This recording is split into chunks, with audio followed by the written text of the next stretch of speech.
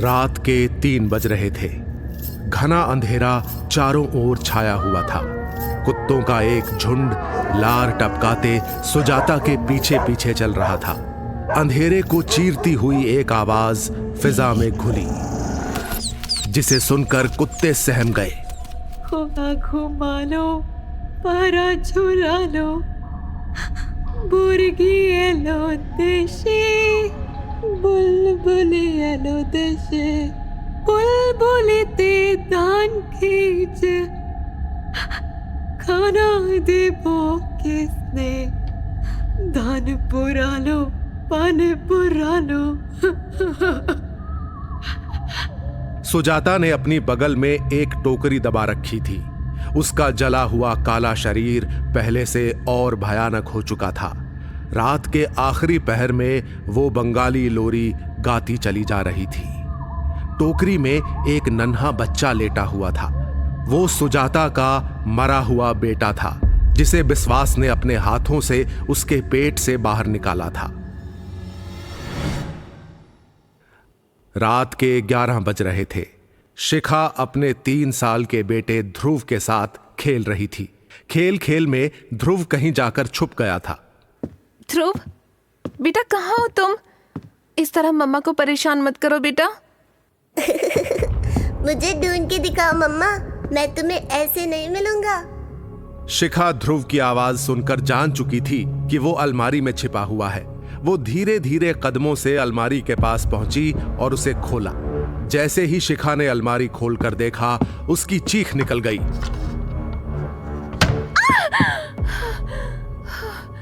ध्रुव बुरी तरह जली हुई हालत में अपनी सफेद आंखों से उसे घूर कर देख रहा था। शिखा चीखते हुए उठ बैठी थी। उसने जल्दी जल्दी अपनी नजरें आसपास दौड़ाईं। ध्रुव वहां नहीं था। वो भागकर कमरे से बाहर आई।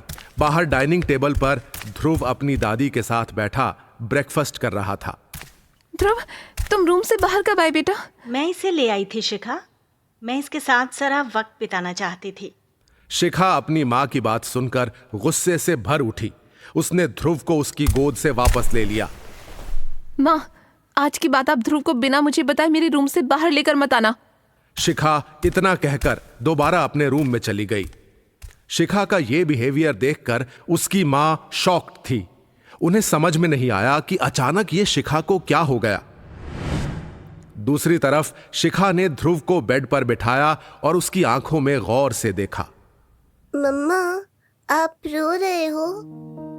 शिखा की आंखों में सचमुच आंसू थे, जिसे वो ध्रुव से छुपा नहीं पाई थी। ध्रुव, क्या सुजाता माँ यहाँ आई थी? वो तो रोज आती है मम्मा। वो मुझसे बहुत प्यार करती है, मुझसे खूब सारी बातें करती है। क्या वो तुम्हें कहीं ले गई थी? नहीं मम्मा, वो मुझसे बात करके फिर वापस चली गई। शिखा को समझ में नहीं आ रहा था कि आखिर उसने जो सपना देखा है उसका सच क्या है। क्या सुजाता उसके बच्चे को अपनी दुनिया में ले जाना चाहती थी, या फिर यह सब कुछ बस उसका भ्रम है? उधर अपनी दुनिया में सुजाता अपने मरे हुए बच्चे के साथ बातें कर रही थी। ये बच्चा ध्रुव से बिल्कुल अलग था, जो इस वक्त शिखा के साथ बातचीत कर रहा था। ये बच्चा देखने में मुश्किल से 1 महीने का लगता था। सुजाता उसे आंख भर कर देखती और उसे प्यार करती। एकाएक ही उसकी आंखें भयानक रूप से लाल हो उठी। मैं तुम्हें अपनी दुनिया में ले आऊंगी ध्रुव। मैं तुम्हें उस दुनिया से हमेशा हमेशा के लिए यहाँ ले आऊंगी। मैं तुमसे और दूर नहीं रह सकती मेरे बेटे। सुजाता ने वो टोकरी वापस बंद कर दी। इधर जेल में सजा काट रहा विश्वास अपनी आजादी का इंतजार कर रहा था। गीता और ममता के मर्डर में सजा काट रहे विश्वास को जल्दी ही जेल से आजादी मिलने वाली थी। जेल के अंदर विश्वास का अच्छा व्यवहार देखकर कोर्ट ने फैसला किया था कि उसकी सजा आधी कर दी जाएगी। अभी विश्वास कोर्ट के फैसले के बारे में सोच ही रहा था कि सुजाता वहां आ गई। मैं और इंतजार नहीं कर सकती विश्वास बाबू। मेरा बच्चा मुझे वापस चाहिए, वरना याद रहे आपकी सू अभी मरी नहीं है। अगर मुझे मेरा बच्चा वापस नहीं मिला तो मेरा बच्चा टोकरी से कभी बाहर नहीं आ पाएगा। उसकी सारी शक्तियां उस बच्चे के पास है जो अभी शिखा के साथ है। मुझे वो बच्चा ला कर दो विश्वास बाबू। ये इतना आसान नहीं है सु, तुम्हें इंतजार करना होगा। मुझे जेल से बाहर आने दो। अगर जल्दबाजी में शिखा को इसके बारे में भनक भी लग गई तो वह चुप नहीं बैठेगी। हमें सब्र से काम लेना होगा। अब और सब्र नहीं विश्वास बाबू। मैंने बच्चे की खातिर शिखा को छोड़ दिया था, लेकिन अब मैं उसे जान से मार दूंगी। इतना कहकर सुजाता वहां से वापस चली गई। पीछे विश्वास के कानों में सुजाता की आवाज गूंजती रही। सुजाता के पास जो बच्चा था वो मरा हुआ था। वो पिछले 3 साल से उसमें जान आने का इंतजार कर रही थी।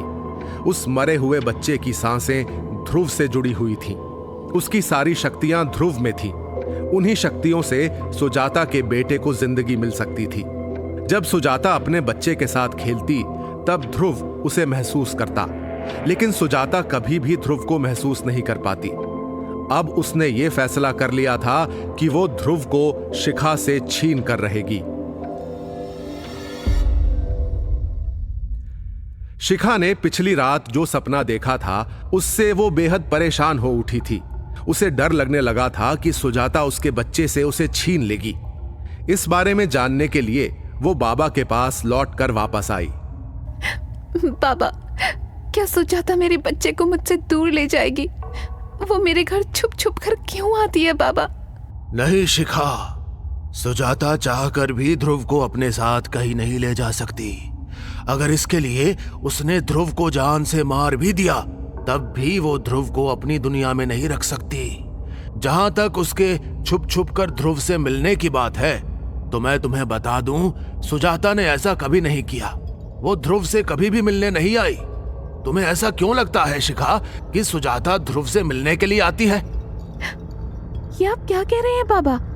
ध्रुव ने मुझे खुद ये बात बताई है कि सुजाता उससे मिलने आती है। मुझे उसके मिलने से कोई प्रॉब्लम नहीं है, लेकिन छुप छुप कर मिलने में है बाबा। उसके दिमाग में क्या चल रहा है ये पता नहीं चलता। शिखा की बात सुनकर बाबा परेशान हो उठा। आखिर सुजाता किस तरह सबसे नजरें बचाकर ध्रुव से मिल रही थी, उसे ये बात समझ में नहीं आई। अगर सुजाता ऐसा कर रही है तो जरूर उसके दिमाग में कुछ खतरनाक चल रहा है। तुम्हें ध्रुव का खास ख्याल रखना होगा शिखा। ये तो तय है कि वो ध्रुव को अपने साथ नहीं ले जा सकती। अगर ले जाना होता तो वो अब तक इंतजार नहीं करती। तुम मुझसे मिलकर बात करने की कोशिश करो। उसके दिमाग में क्या चल रहा है ये जानने की कोशिश करो। शिखा ने बाबा की बात का कोई जवाब नहीं दिया। वो जान चुकी थी कि उसे क्या करना है। शिखा रात के 9 बजे जब घर पहुंची तब उसके मम्मी पापा उसका ही इंतजार कर रहे थे। उनके चेहरे पर भयानक खौफ था, जिसे देखकर शिखा डर गई। क्या हुआ माँ बाबा, आप लोग यहाँ इस तरह क्यों खड़े हैं? बेटा ध्रुव वो उसे ले जाने आई है। अपने पापा की बात सुनकर शिखा हैरान रह गई। कौन ले जाने आई है पापा? ध्रुव कहाँ है? शिखा दौड़कर अपने कमरे में पहुंची। वहां सुजाता ध्रुव के साथ आइस पाई खेल रही थी। ध्रुव छुपा हुआ था और सुजाता उसे ढूंढ रही थी। सुजाता का शरीर गल रहा था। जले हुए मांस के टुकड़े कमरे में बिखरे हुए थे। कमरा बदबू से भर चुका था। तुम यहाँ क्यों आई हो सुजाता? ध्रुव कहाँ है? कहाँ है मेरा बेटा? सुजाता शिखा की बात सुनकर गुर्राने लगी। तुम्हारा नहीं, मेरा बेटा। वो मेरा बेटा है शिखा, जिसे पाने के लिए मैं विश्वास बाबू के साथ सोई थी। उसे ध्रुव की जरूरत है। तुम्हारा उस पर कोई हक नहीं है। शिखा को जैसे सुजाता की बात सुनाई ही नहीं दी थी। मैं पूछती हूँ कहाँ है मेरा बेटा? सुजाता, अगर मेरे बेटे को कुछ हुआ तो मैं तुम्हें नहीं छोड़ूंगी।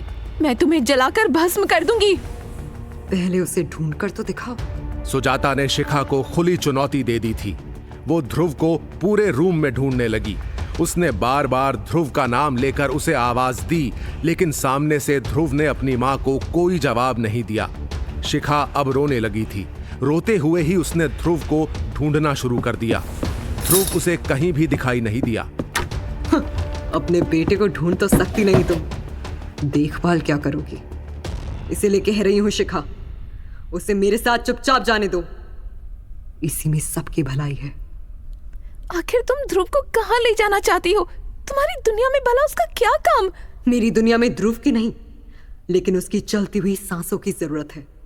मैं अपने और विश्वास बाबू के प्यार की निशानी को बचाना चाहती हूँ शिखा, और उसमें ध्रुव मेरी मदद कर सकता है। क्या मतलब है तुम्हारा? क्या तुमने भी किसी बच्चे को जन्म दिया है सुजाता? कब हुआ ये? कहाँ है वो? और उसके लिए तुम्हें मेरे बेटे की सांसों की जरूरत क्यों है? सुजाता की बात सुनकर शिखा सोच में पड़ गई।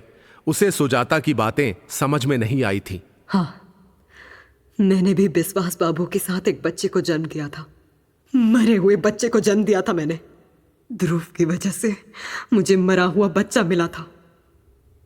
अब ध्रुव ही मेरे बच्चे को मुझे वापस देगा। ये पागलपन है सुजाता। एक बच्चे को मारकर तुम दूसरे को जिंदा नहीं कर सकती। ध्रुव भी तुम्हारे अपने बच्चे जैसा है। वो तुम्हें सुजाता माँ कहता है। सुजाता ने उसकी एक ना सुनी। शिखा ने देखा ध्रुव सुजाता के कंधे पर बैठा खेल रहा था। सुजाता के भयानक चेहरे से उसे बिल्कुल डर नहीं लग रहा था। देखते ही देखते सुजाता के आसपास मिट्टी का एक चक्रव्यूह बनने लगा। सुजाता ध्रुव को लेकर जमीन में समाने लगी। रुक जाओ सुजाता। इस समय वहां जो घटना घटी थी उसे देखकर शिखा की आंखें चमक उठी थीं। बादलों के बीच से एक सफेद साया उड़ता हुआ नीचे आता महसूस हुआ। गीता मासी? गीता की आवाज सुनकर सुजाता रुकने के लिए मजबूर हो गई थी। तुम ध्रुव को कहीं नहीं ले जा सकती। मैं तुम्हें उसे कहीं नहीं ले जाने दूंगी। तुम मुझे रोकोगी गीता? रोक ही नहीं सकती। मेरी शक्तियों के आगे तुम्हारी शक्तियां कुछ भी नहीं है।